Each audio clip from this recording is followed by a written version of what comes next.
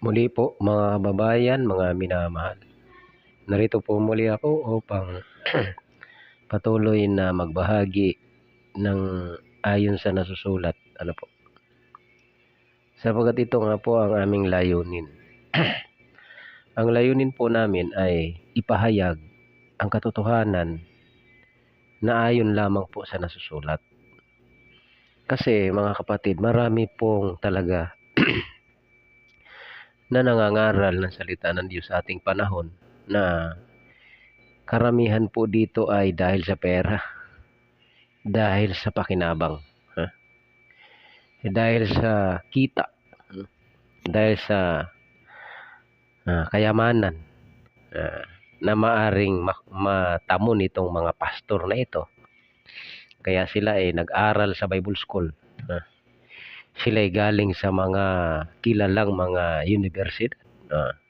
Mayroon dyan talagang hindi pwedeng maging ministro ang mga yan kung talagang hindi sila inaralan o dinoktrinahan o inaralan sa kanilang mga university o sa kanilang mga Bible School. Kasi nga po, mga kapatid, hindi po sila pwedeng maging pastor kung hindi sila graduate sa Bible School. Kasi kailangan may diploma ang isang pastor. Patunay na siya ay inordinahan bilang pastor. Yan. Pero, ang mga tunay po na sinugo ni Kristo, mga kapatid, mga kababayan, hindi po galing sa Bible School.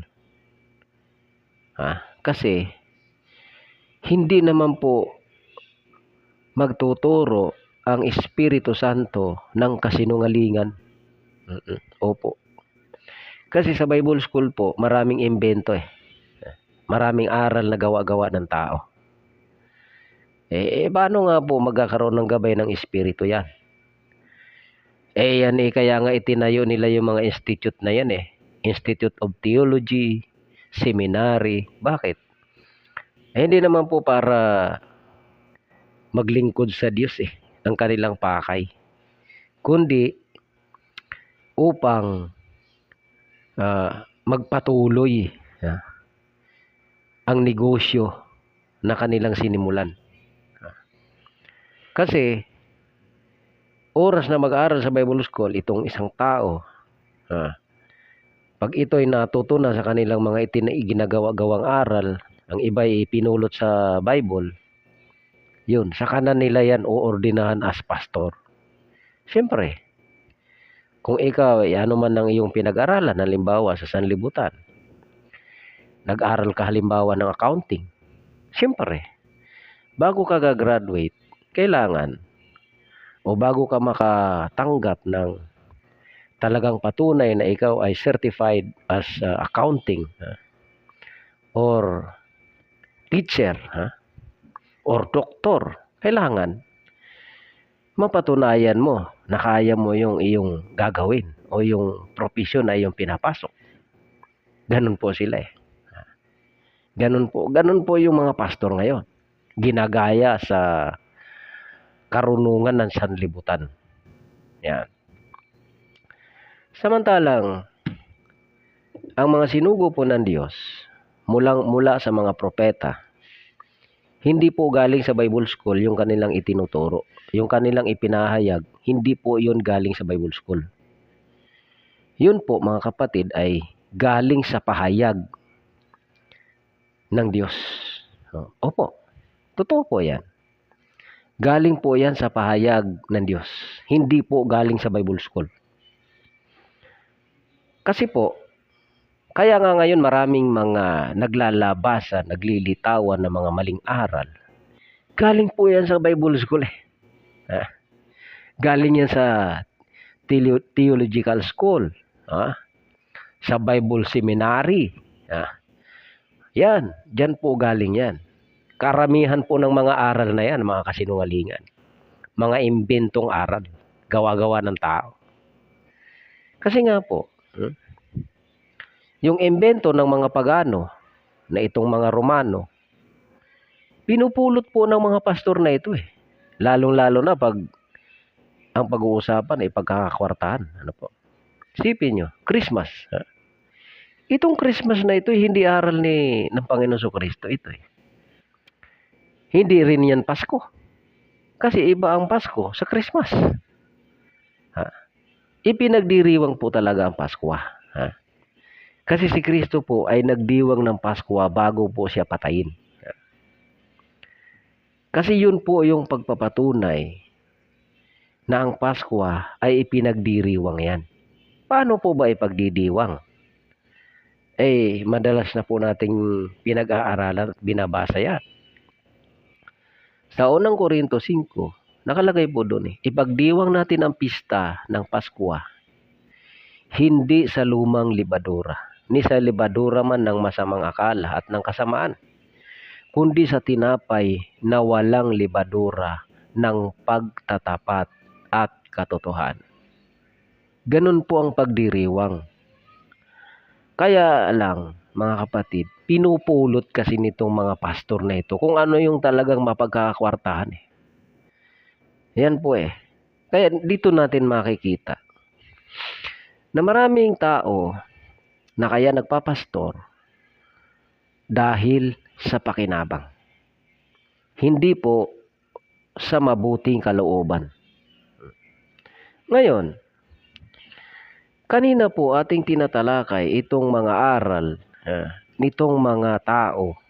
Iba-iba po ito Napakaraming sari-saring aral ng sanlibutan, mga kapatid. Itong pagpapahayag kay Kristo na sinasabi nila na Jesus, the form of the Father as a man is Jesus Christ. Hanapin nyo po sa Biblia kung mayroon yan nakasulat. Kung meron, magpapakumbaba po ako. Pero ang nakasulat po kasi na nababasa ko, mga kapatid, hindi po yung Father ang nagkatawang tao. Hindi po siya ang nag-form as a man. Hindi po siya. Ang nag-form po, ang nagkatawang tao, ang nag-anyong tao, ang nag-anyong alipin, ang nagkatawang tao ay ang anak. Yan po ang nakasulat basahin po natin dito po sa Galacia. Sa Galacia po mayroon po ditong nakasulat. Basahin po natin yan, mga kapatid. Na itong Kristo na ito ay mali yung sinasabi ng iba na kagaya nitong pinipilit na si Jesus siya raw ang Ama. Ito'y ligaw itong mga taong ito Kasi pinipilit nila na ang ibig daw yung nakasulat sa Mateo 16 verse 15 to 16. Ang sabi doon daw Christ is the Son of God, meaning flesh. Yan ang kanilang ipinangangalandakan. Yung Christ daw, yun daw yung flesh. Yung Jesus, yun daw po yung Father. Kita nyo ang panloloko. Bakit? Basahin nyo ang unang Korinto. Basahin na po natin muna panandalian itong unang Korinto. Chapter 10 verse dito sa chapter 10 verse 4 ng 1 Corinthians. Kanina po ang binanggit ko Rome. Sa English po pala Book of Romans. Pagpasensyahan nyo na po Bisaya po kasi ako baka po hindi nyo naintindihan yung The Book of Rome. The Book of Romans po pala. Ayun po, mga kapatid. Ngayon, basahin po natin ito. Simulan po natin sa Kapitulo 10 or chapter 10 verse 1. Simulan po natin sa 1.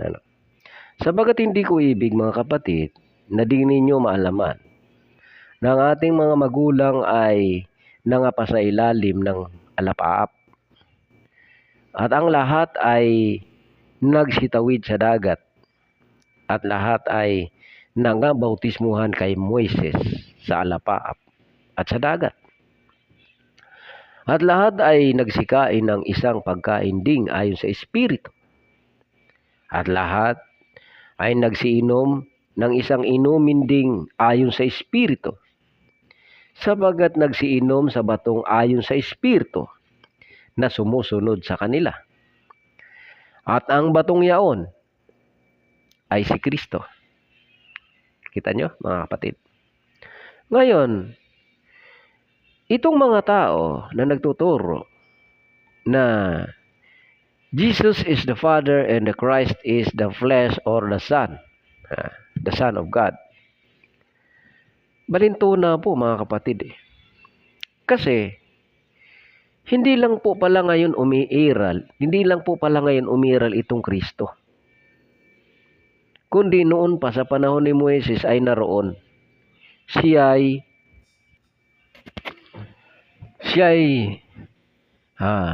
yung bato na sumusunod sa Israel sa panahon ni Moises, mga kapatid. Ngayon, kung pinipilit sa mga mangangaral na ito ang kanilang mga haka-haka para lang mapatunayan nila na sila ay tama, pinipilipit ang maraming talata kahit pag sumasalungat sa kanila ay gumagawa ng palusot. Pipilosopuhin ka. Malinaw, mga kapatid. Si Kristo, kung sasabihin ninyo, kasi pinipilipit nila itong Romans 9:5. Pinipilipit nila yan. Sinasabi nila dyan na yung talata daw na yan, ang ibig sabihin niya na Christ, God blessed forever. Yung Kristo daw pinagpala ng Diyos magpakailanman. Ganon nila pinipilipit yung talata. So ngayon, binasa natin ang Korinto. Gis.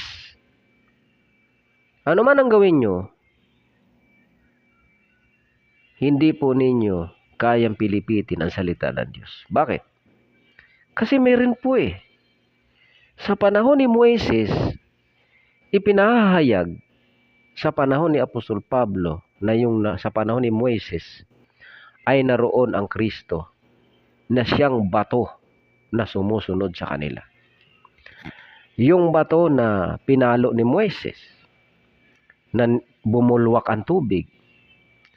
Yung bato na nilalabasan ng tubig upang magsiinom ang bayan ng Israel. Ang batong yon ay si Kristo. At sila'y nagsikain at nagsiinom. Nagsikain sila at nagsiinom sa batong ayon sa Espiritu.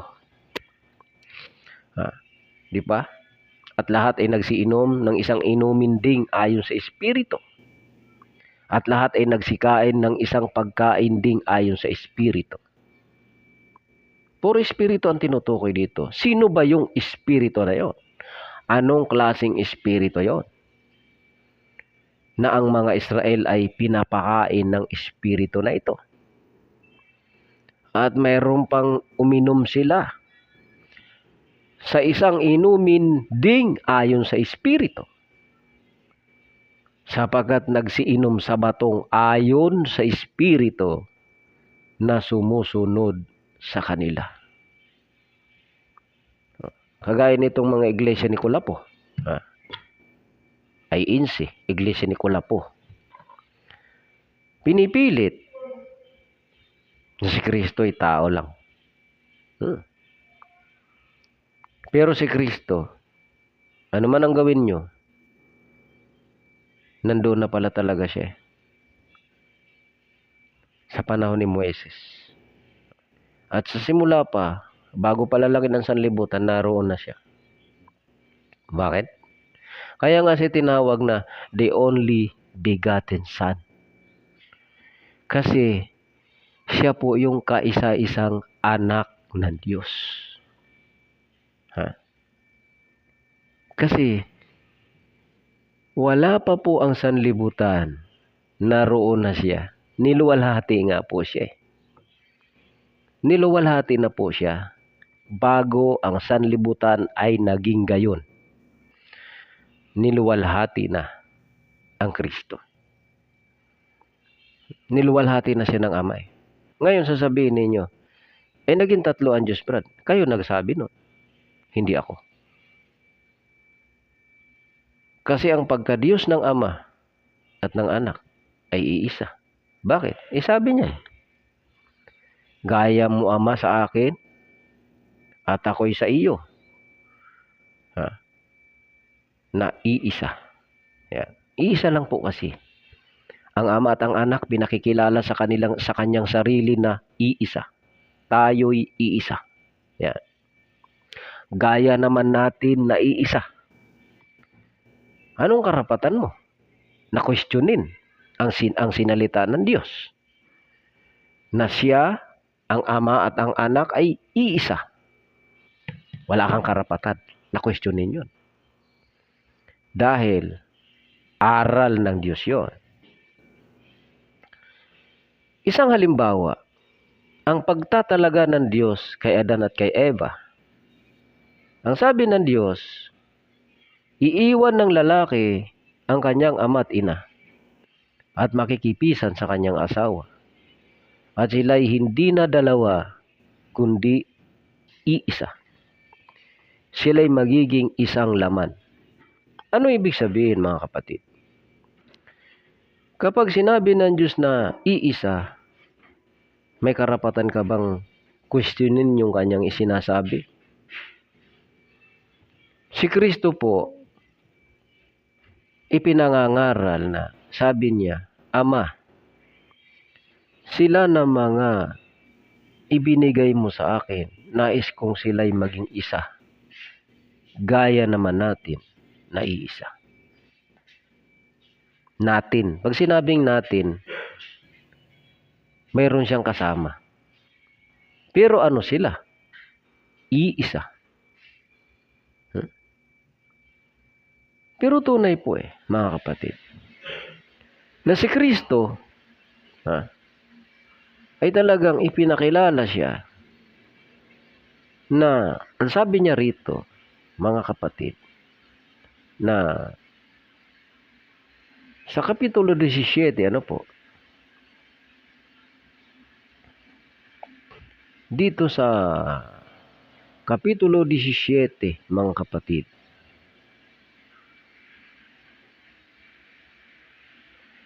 Kapitulo 17, talatang 22. At ang kalwalhatiang sa akin ibinigay mo, ay ibinigay ko sa kanila, upang sila'y maging isa, na gaya naman natin, na iisa. Ang mga alagad po, mga kapatid, bagamat marami, ang sabi ni Kristo, nais kong sila'y maging isa, gaya naman natin, na iisa. Ang ginagawa po kasi na paraan ng mga aral ng mga pastor ay ginagamit nila yung karunungan ng sanlibutan. 1 plus 1 equals 2. Ganon sila Pero ang aral ni Kristo hindi ganon. Marami, pero iisa. Kagaya ng kanyang mga alagad, na bagamat marami, ang tawag niya ay sila'y iisa, gaya naman ng Ama at ng Anak. Ngayon, pinipilit ng maraming pastor, kaya ito para lang mapalabas nila na talagang wala ng ibang Diyos daw, kundi ang Ama lamang. Yun ang aral nila. Pilit nilang ginagawang pamimilipit sa salita ng Diyos. Katulad ng aral nitong mga oneness. Ang Iglesia ni Kula po, ang aral nila, Si Jesus, tao lang.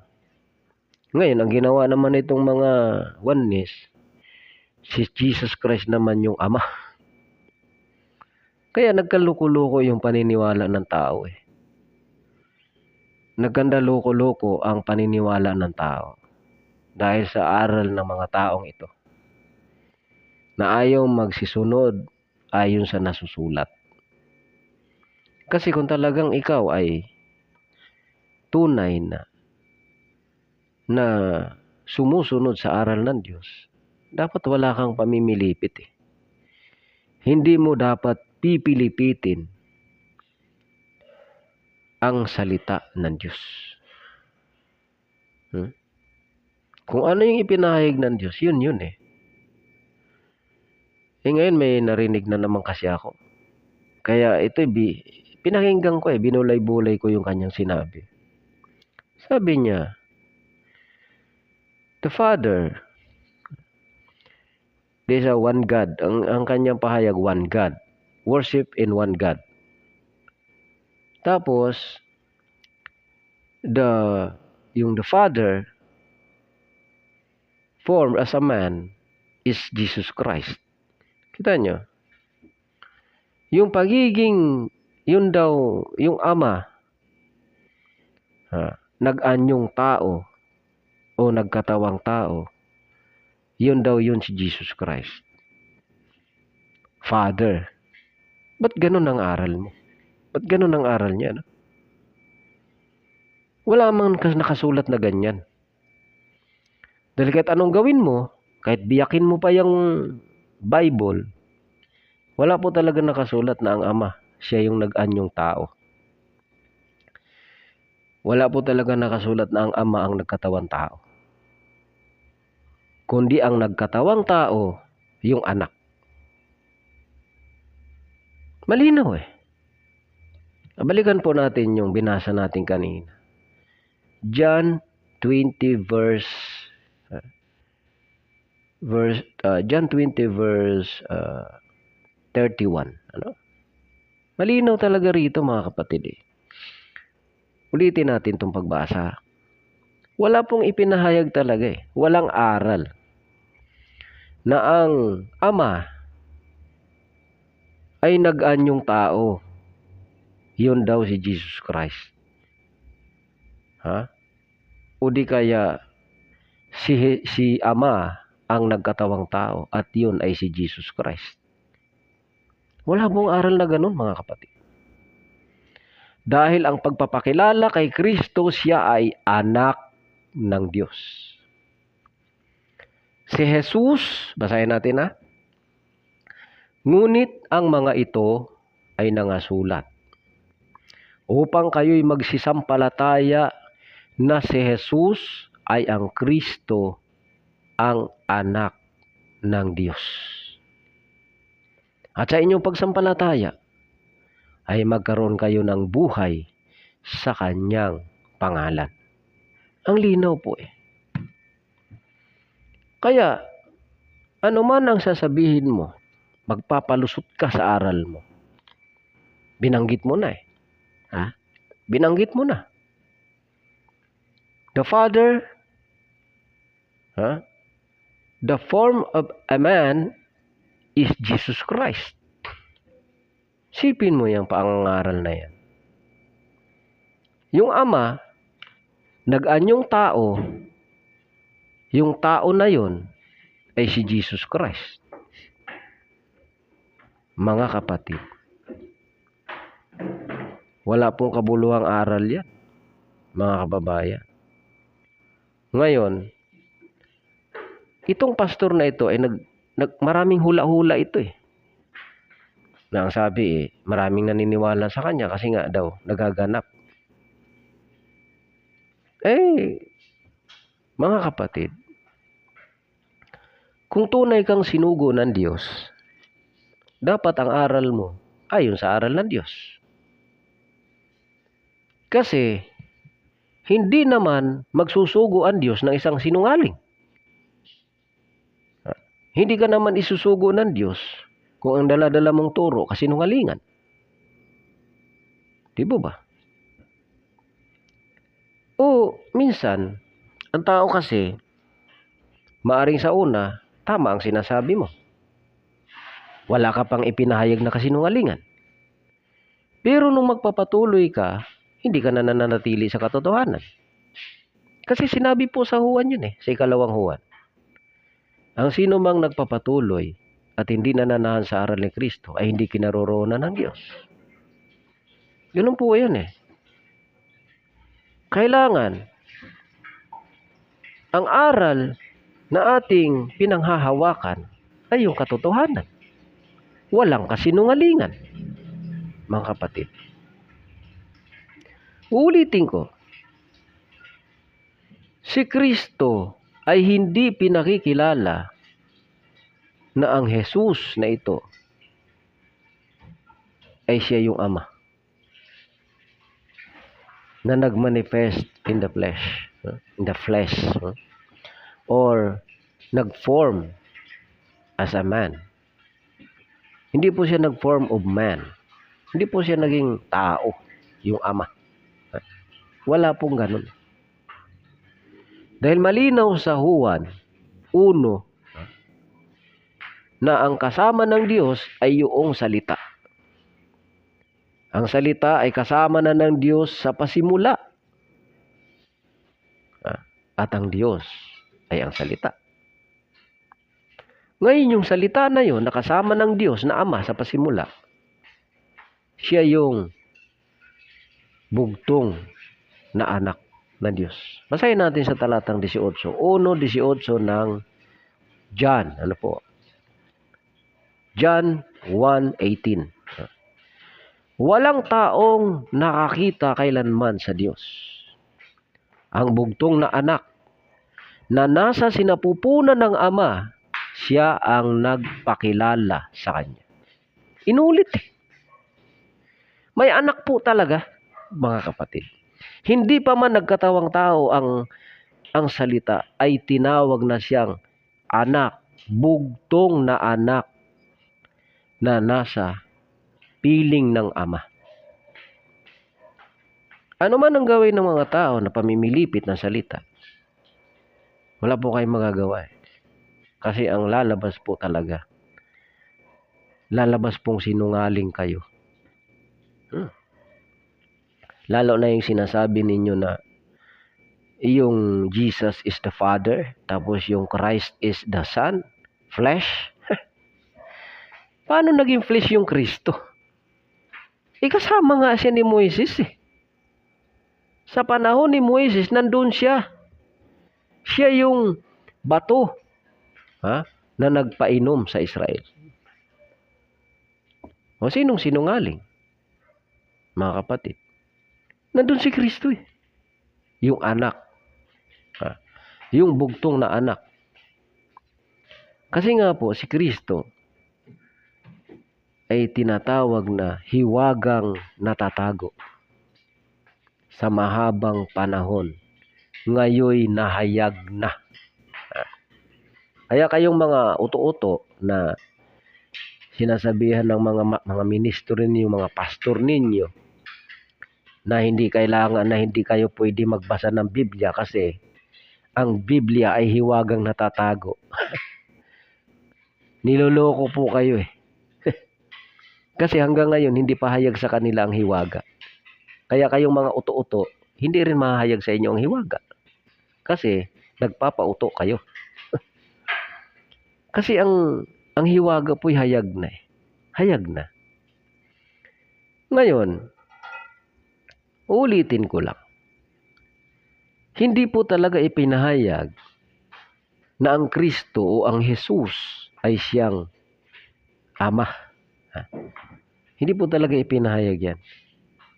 Kasi, nandun po siya sa sinapupunan ng Ama Nandun po siya, kapiling po siya ng Ama. Nandun po siya. Tapos pinipiloso po nitong mga manloloko na mga pastor na ito. Ano?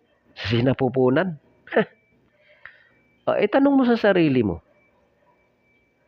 Ay yung nakalagay sa lumang tipan na huwag kayong magkatiwala sa inyong mga kapitbahay, maging sa nakahiga sa iyong sinapupunan. Ano yun? Nandun sa matres? Pambihira kayo. Hindi porkit sinabing sinapupunan, matres na. Pambihira, oh. Mga kapatid, mga kababayan. Kaya po, ang ating pong panghawakan ay yung katotohanan, yung nakasulat. Ang anak po, umiiral na po bago pa po siya nagkatawang tao. Umiiral na siya. Ayan nga po, walang nakakita kailanman sa Diyos. Ang bugtong na anak na nasa sinapupunan ng Ama, siya ang nagpakilala sa Kanya. Yan, mga kapatid. Talaga pong kapiling na siya ng Ama. Yung anak.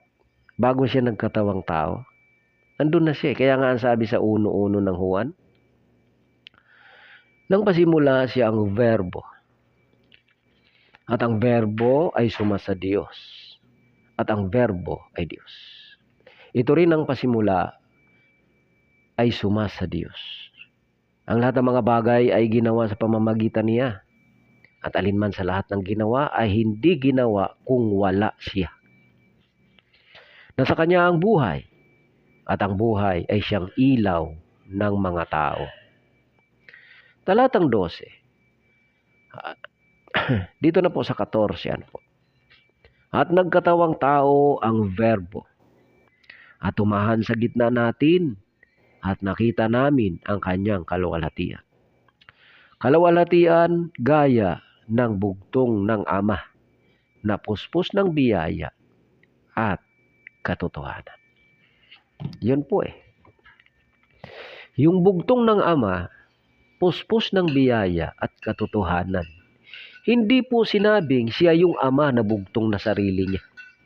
Kasi may bugtong po talaga ang Ama. Bugtong na anak. Bugtong na anak. Bakit po siya tinawag na bugtong na anak? Kasi nga po nandun na siya Siya po yung kaisa-isa na anak ng Diyos. Nandun na po siya kasi kasama siya ng Ama sa pasimula. At bago palalangin ang sanlibutan, bago ang sanlibutan ay maging gayon, tumanggap na siya ng kaluwalhatian, mga kapatid. Ito po, mga kapatid, basahin natin. 17 ng Juan, talatang 4, or chapter 17 of John, verse 4 and 5. Niluwalhati kita sa lupa. Pagkaganap ko ng gawa na ipinagawa mo sa akin. At ngayon, Ama, luwalhatiin mo ako sa iyo rin. Nang kaluwalhati ang aking tinamo sa iyo, bago ang sanlibutan ay naging gayon. Nanalangin ang anak. Ang sabi niya, niluwalhati kita sa lupa. Pagkaganap ko ng gawa na ipinagawa mo sa akin. At ngayon, Ama, ngayon, sabi niya, luwalhatiin mo ako sa iyo rin ng kaluwalhatiang aking tinamo sa iyo bago ang sanlibutan ay naging gayon. Niluwalhati na pala siya bago pa ang sanlibutan. Kaya pala tinatawag talaga siyang the only begotten Son of God. Yan po ang katotohanan, mga kapatid. Kaya itong aming pamamahayag at paghihikayat sa lahat ay hindi po kami naghihikayat na sumapi kayo sa amin. Ang aming pong pamamahayag, mga kapatid, mga minamahal, ay magsuri po tayo.